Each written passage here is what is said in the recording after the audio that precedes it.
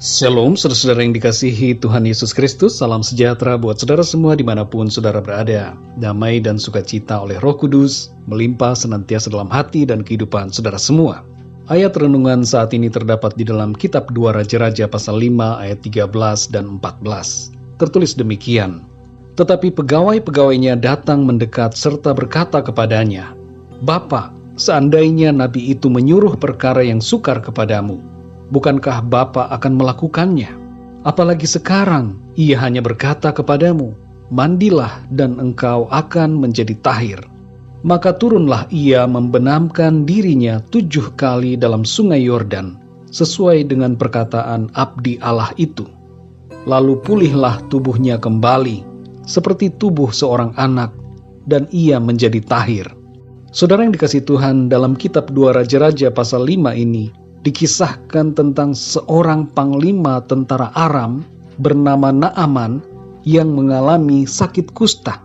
Ia mengikuti saran dari seorang hambanya untuk mencari kesembuhan dari Tuhan melalui Nabi Elisa.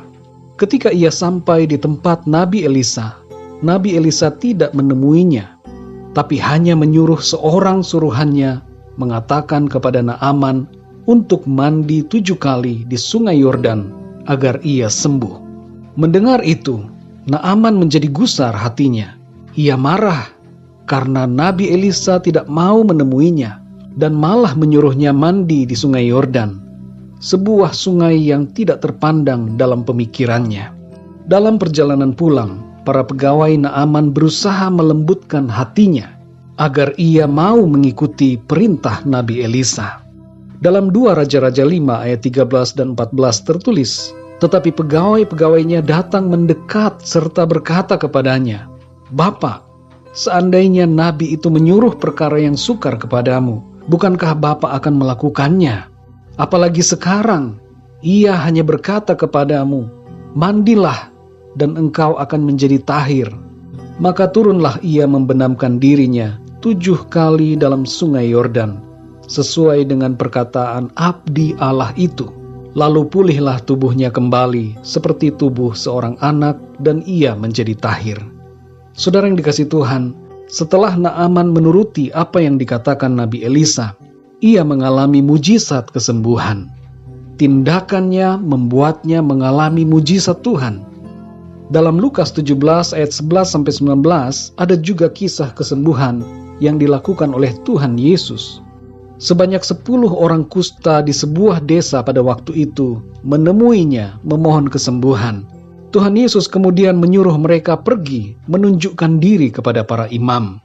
Kalau kita memahami konteks kisah ini, saudara, maka kita akan tahu bahwa perintah Tuhan Yesus itu bagaikan suatu tantangan atau sebaliknya seperti olok-olok bagi mereka. Bagaimana mungkin dalam keadaan masih sakit kusta, mereka harus menghadap para imam, tapi mereka semua, ke-10 orang kusta itu, taat kepada perintah Tuhan Yesus. Mereka pergi, dan dalam perjalanan mereka menjadi sembuh dari penyakit kusta. Kita dapat mengetahui hal ini dari Lukas 17 ayat 14 bagian B. Di situ tertulis, dan sementara mereka di tengah jalan, mereka menjadi tahir. Saudara yang dikasihi Tuhan, Tuhan Yesus tidak langsung menyembuhkan 10 orang kusta itu, tapi Tuhan menyuruh mereka untuk melakukan suatu tindakan, yaitu pergi kepada para imam. Dan tindakan 10 orang kusta ini membuat mereka mengalami mujizat kesembuhan. Kalau seandainya mereka tidak mau menuruti perintah Tuhan Yesus, maka mereka tidak akan mengalami kesembuhan dari penyakit kusta mereka. Berulang kali Alkitab mengajar kita, saudara, bahwa tindakan kita mengundang mujizat Tuhan. Ketika Tuhan menyuruh kita untuk bertindak, maka kita harus taat dan melakukannya, karena mujizat terjadi ketika kita bertindak. Saudara yang dikasihi Tuhan, bagaimana keadaan saudara saat ini? Apa yang menjadi persoalan hidup saudara? Apakah sakit penyakit saudara? Masalah-masalah dalam kehidupan? Kelemahan saudara? Ketakutan saudara? Mungkin kesedihan saudara?